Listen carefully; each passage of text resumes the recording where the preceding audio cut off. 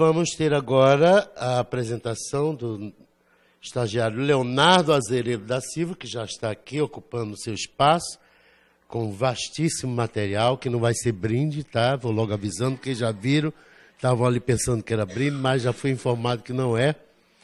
E o Leonardo estagiou na gerência de lazer da classe da Coordenadoria de Lazer, Assistência e Saúde, e ele é do curso de História, mas ele atuou na área de recreação, que teve como supervisora a nossa queridíssima Márcia Cristina Pinto Bickel, famosíssima, junto ali com o parceiro Jorge Jaime da Silva, né? E o Leonardo vai apresentar um trabalho cujo tema é Jogos e Ludicidade na Aprendizagem e o Caderno de Procedimentos. Então, boa sorte, Leonardo. Está nervoso? Não, está calmíssimo já. Está ótimo. Então, vamos lá.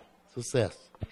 Vou apresentar o TCE com o tema de lazer, jogos e ludicidade na aprendizagem e o caderno de procedimento. Primeiramente, a gente precisa entender qual é o motivo da escolha desse tema. Essa escolha foi um desafio que eu tive, que assim que eu entrei na recreação, eu me deparei com um mundo que eu completamente desconheço, porque eu sou da disciplina de História e, primeiramente, eu não vi muita relação entre História e recreação. Então, esse foi o primeiro desafio que eu tive e foi ele que me fez desenvolver esse trabalho e achar uma resposta que eu possa fazer esse link da História com a recreação. Meu trabalho foi separado em duas partes. A primeira parte trata do conceito de lazer, jogos e ludicidades. A segunda parte trata do caderno de procedimento, que eu vou explicar mais à frente, e tem certos pontos, que eu preciso explicar o projeto Jogos através do tempo, a pesquisa que eu fiz para construir esse caderno e os resultados que eu obtive dessa pesquisa. Para a gente continuar, a gente precisa entender o conceito de lazer. Porque, assim, existem diversas definições de lazer. Eu preferia trabalhar com a mais utilizada, que a gente, do campo de recreação, a gente utiliza mais, é o conceito do Dumas-Edier, que se trata da seguinte definição. Um conjunto de ocupações às quais o indivíduo pode entregar-se de livre vontade, seja para repousar-se, seja para divertir-se, recrear-se e entreter-se. Estou nervoso, desculpa. Ou ainda para desenvolver sua formação desinteressada, sua participação social voluntária ou livre capacidade criadora, após livrar-se ou desembaraçar-se das obrigações profissionais, familiares e sociais. A partir dessa definição, a gente pode ver que o lazer está estritamente ligado à ideia do mundo do fora do trabalho. Aqui eu vou explicar um pouco o que é a origem do termo lazer, do conceito lazer, e como ela tem... É meio complicado explicar o lazer, porque foi difícil achar uma origem, situar uma origem histórica. Então, eu consegui achar duas mais utilizadas, porque um autor fala uma coisa, outro autor fala outra coisa, eu separei duas que são as mais utilizadas também. Uma situa o lazer com a origem na antiguidade, que ele entende que o lazer ele foi começado a ser pensado a partir do momento que os filósofos não trabalhavam e simplesmente dedicavam seu tempo para pensar. E o segundo ponto entende o lazer a partir da Revolução Industrial, que é quando a indústria aparece e a sociedade sai do campo, do mundo do campo, que é regrado pela hora do dia, do sol, entra para dentro da fábrica e, a partir disso, ela tem um novo comportamento, que é o comportamento regrado pelas horas do relógio. Então, quando ela sai da fábrica exausta, com aquela hora absurda de trabalho, e volta para casa, eles têm que descansar. Então, o lazer é entendido nessa parte como um período de repouso, um tempo livre. E o lazer no Brasil? O lazer no Brasil foi começado a pensar a partir de 50, se não me engano, por Acácio Ferreira. Só que a obra dele não é uma obra que tem uma grande expressão. Não é que tem uma grande expressão, mas que o lazer ele não tem uma grande expressão. E a partir de Dumas-Edier, que é em 70, as pesquisas do Dumas-Edier, ele tem uma maior expressão e assim começa a causar maior interesse sobre o tema lazer no Brasil. Quem incentiva essa pesquisa do Dumas-Edier, que é um sociólogo francês, é o SESC. Então, o SESC tem uma grande participação no incentivo da pesquisa do lazer dentro do Brasil. Ele é um indivíduo muito importante. Bom, definição de jogo. uma atividade ou ocupação voluntária exercida dentro de certos e determinados limites de tempo e de espaço, segundo regras livremente concedidas, mas absolutamente obrigatórias, dotadas de um fim em si mesmo, acompanhadas de um sentimento de tensão e de alegria, de consciência de ser diferente da vida cotidiana. Então, o jogo ele te remete tudo aquilo que você não pode fazer dentro do trabalho, tudo aquilo que você não pode fazer dentro da sua profissão. E deixa eu ver aqui, ele tem que ser uma questão de livre escolha. Ele tem as suas regras? Tem, mas ele é uma questão de livre escolha. Você vai até o jogo. A importância dos jogos no processo de aprendizagem, tanto em sala de aula quanto em ambientes de recreação, são válidos, pois incitam a interação entre o aluno e o conteúdo aprendido. De acordo com a pesquisadora Vânia Dome, as atividades lúdicas estimulam a participação, criam um ambiente agradável de cumplicidade entre o educador e o aluno, aumentando a aceitação e interesse. Por quê? Porque é dentro do jogo que o aluno, caso ele seja levado para dentro de sala de aula, é que o aluno vai ter a oportunidade de interagir diretamente com o professor. Qual é a parte da aula tradicional que a gente tem, que o aluno vira professor e fala, professor, você está errado. Isso não pode. Na aula tradicional isso não acontece, mas isso no jogo acontece. Inclusive, ele pode acrescentar o conhecimento de aluno, de vida, dentro do jogo e compartilhar com o professor. Então, já que o jogo produz isso, ele também pode...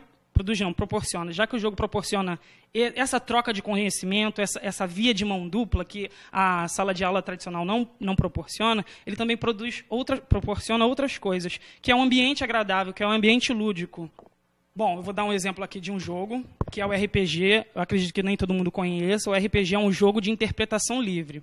Tem dois tipos de RPG. O RPG de mesa, que a gente pode ver nessa segunda figura, e o RPG livre, que você vai para a rua, fantasia, pega o seu tema, estuda sobre o seu tema, sobre o seu personagem e pratica. Na primeira figura, a gente pode ver um pessoal fantasiado numa floresta. Isso induz a gente a pensar que eles estejam jogando na Idade Média ou no mundo de fantasia. Com isso, para esses atores, para essas pessoas, para esses indivíduos participarem, exercerem essa função do jogo, eles têm que pesquisar. Eles têm que entender em que contexto o personagem dele vive. Então, isso, querendo ou não, é um ambiente de aprendizagem. Esse RPG ele foi usado no processo de aprendizagem, porque ele conseguiu transferir para o indivíduo certos conteúdos. E na segunda foto a gente vê um RPG de mesa com dados, com mapas e com miniaturas. Isso é interessante, que aí você pode aplicar conteúdo de geografia nos mapas. E tem livros também, tem livros na mão deles, que eles estão jogando e estão pesquisando sobre o personagem, o contexto. Enfim, tem um conteúdo. Se esse conteúdo for utilizado dentro de sala de aula e direcionado pelo professor, é lógico que pode contribuir para o aluno, já que o jogo ele é esse processo de mão dupla, esse caminho de mão dupla entre o professor e o aluno. Ludicidade. E esse daí foi um problema achar uma definição para ludicidade, porque ludicidade vem mais do que você abstrai.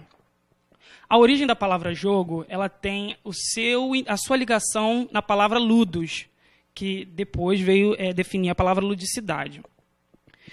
Segundo a professora Almeida, 2009, a ludicidade não se trata apenas de um produto, de uma atividade ou do que dela resulta, mas sim da própria ação, como os momentos de fantasias e realidades vividos através dela, pois o jogo é um dos campos de atividades da ludicidade, pois o lúdico pode ser inserido não só no jogo, mas também em outras práticas como dança e teatro.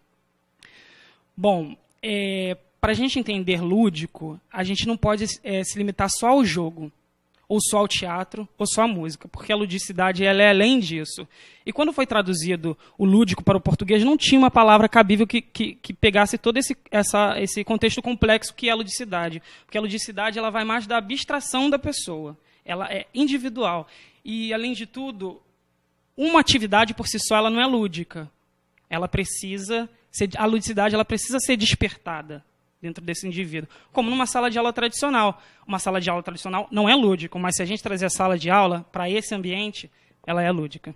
Bom, essa é a segunda parte do trabalho. Esse é o acervo produzido pela GEL, que é a Gerência de Esporte e Lazer, entre o período de 2011 e 2012, e que a estagiária de 2012, Caroline, veio dando continuidade a esse trabalho e acabou desenvolvendo a caixa junto com a Márcia e com o Jorge. Esse acervo tem 9 jogos. Cada jogo é relacionado referente a uma civilização e o seu contexto. Dentro desse jogo, você vai encontrar, dentro desse kit, você vai encontrar os 9 jogos e mais o livrinho, que eu gostaria de estar passando, distribuindo para você estar dando uma olhada, né? Para ver que, através da fotografia, ele tentou pegar na fotografia as peculiaridades, os detalhes das peças, para ver o quão bonito e cuidadoso foi feito esse material, que é bem interessante. Então, são 9 jogos e esse manual que vocês têm em mão não é simplesmente um livro de regras. Você não vai conseguir essa caixa com o manual e o manual vai vir simplesmente a regra. Não, ele é um pouco mais do que isso. Ele conta a história de cada civilização. Por exemplo, aqui tem um jogo, eu acho que não vai dar para mostrar porque eu estou bastante nervoso, eu vou derrubar tudo, que fala da civilização egípcia. Aí você vai jogando o jogo, aí o jogo tem várias casinhas, aí tem uma casinha que tem uma água, tem uma casinha que tem... enfim, cada casinha representa uma coisa para o jogador e que representava, naquele período que o jogo foi criado, alguma coisa na sua vida pessoal. Os jogos têm referência direta com a relação da pessoa, do grupo, da sociedade que o criou. Bom, caderno de procedimento. Esse é o trabalho que eu vim tentando dar continuidade para essa caixa, que é o complemento que eu estou sugerindo esse ano para dar continuidade à atividade de recreação. Pretende-se que o texto do caderno de procedimentos siga as seguintes determinações estruturais. Então, quando eu comecei a pensar no caderno de procedimentos, porque o jogo, ele por si, ele é bastante completo. Ele vem os 9 jogos, vem algumas regrinhas aqui dentro, vem o manual, mas ele é um jogo que, assim, se você pega esse jogo, leva para os meios de hospedagens, que é para onde ele foi destinado, e deixa lá, os clientes vão passar pela caixa de jogo e vão ver como mais um jogo. Então, eu criei esse caderno de procedimento, eu projetei esse caderno de procedimento para que ele fosse despertar, para que o jogo em si não fosse simplesmente mais um jogo, mas um projeto que desperte interesse também. E esse caderno ele proporciona esse despertar de interesse. Então, ele tem uma introdução, tem uma capacitação, que é para os profissionais que vão utilizar esses jogos dentro dos meios de hospedagens, formas de abordagem. Essas formas de abordagem, elas são... várias formas de abordagem para que o profissional chegue no cliente, não só de você quer conhecer o jogo ou deixar o jogo lá parado para que o cliente chegue lá. Então, são diversas formas lúdicas para que o profissional chegue no cliente e apresente o jogo, e não de uma forma tradicional, uma forma mais inquietadora, né? Possibilidades para a apresentação dos jogos não simplesmente, como eu disse antes, deixar o jogo lá e esperar que o cliente chegue no jogo. É fazer banner, fazer flyer para que desperte a curiosidade, deixar um pouco da história do jogo num banner pendurado para que a pessoa passe, leia um pouco, mas do que se trata isso? E tentar entender buscando atenção no jogo. Pensando em como despertar um interesse para o jogo, é isso também, é um pouco dos flyers, a ideia da criação dos flyers, criando um ambiente favorável ao contato com os jogos. É você simplesmente... Eu sempre bato nessa mesma tecla, de não deixar o jogo parado, porque o jogo por si só ele é só mais um jogo. E a gente vai ver lá na frente na pesquisa que o quanto a incitação do profissional é importante para que mude a perspectiva da pessoa que vai jogar, de não entender aquilo só como um jogo, mas sim como um projeto que tem uma história e que foi desenvolvido para tal. E esse ambiente favorável é você deixar essa caixa numa mesa, deixar algumas fantasias do lado, assim, para que as pessoas possam, por exemplo, jogar o jogo do Egito, botar um chapeuzinho do Egito, deixar uma musiquinha tocando, ou seja, despertar a ludicidade no jogador. Que isso é muito interessante. A ludicidade, eu acho que é o ponto-chave disso. Como ensinar a jogar, a gente tem a proposta de ensinar a jogar pessoalmente, que eu acho que é a mais interessante. Você só ensina a jogar jogando, e isso é muito legal. Ou ensinar através de multimídia. Como manter interesse pelos jogos, a gente pode dar a proposta de fazer torneios e que esses torneios sejam periódicos, para que as pessoas que tiveram primeiro contato com o jogo possam estar jogando novamente, porque esses jogos eles não são encontrados no mercado, e essa é a proposta dele, e essa é a proposta da Caixa também, produzir um jogo que não seja produzido no mercado e oferecer esse primeiro contato com as pessoas, e que as pessoas venham conhecer. Deixa eu mudar. Bom, a pesquisa.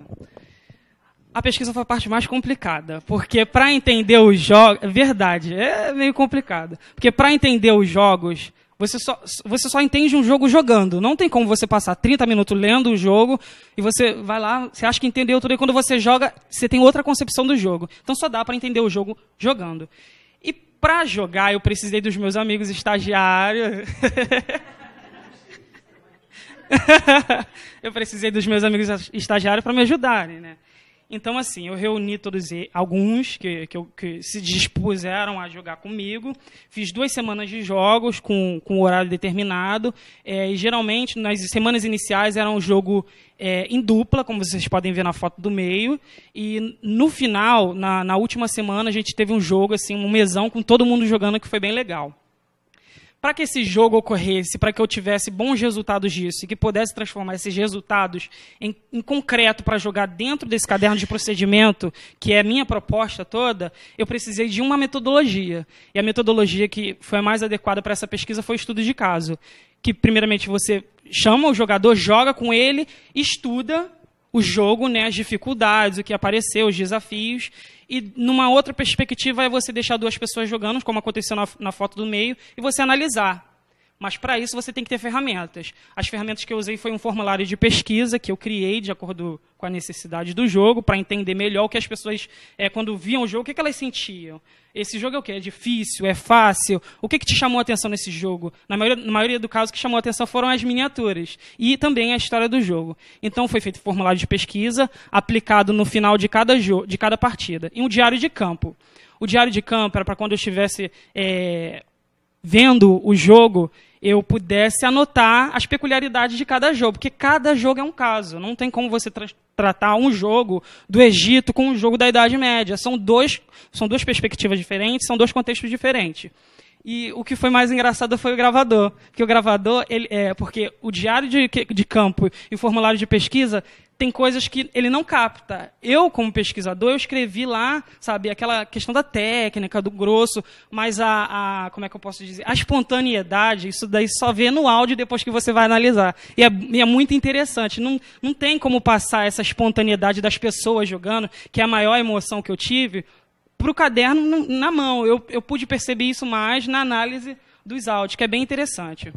Então, na primeira foto, vocês podem ver eu explicando um pouco a história, a Fernanda e a Rayane interagindo comigo sobre a história, porque quando você começa a explicar o projeto, as pessoas começam a acender o olho para você, você tem que dar continuidade àquilo, e as pessoas vão interagindo, vão trocando informação com você, e você não pode assumir a postura de professor. Bom, não é assim. A história é desse jeito, o jogo é desse jeito, você não pode jogar desse jeito. Não é assim. O jogo ele é feito para despertar esse interesse. Então, as pessoas levantam, as pessoas participam, as pessoas gritam, isso é muito interessante.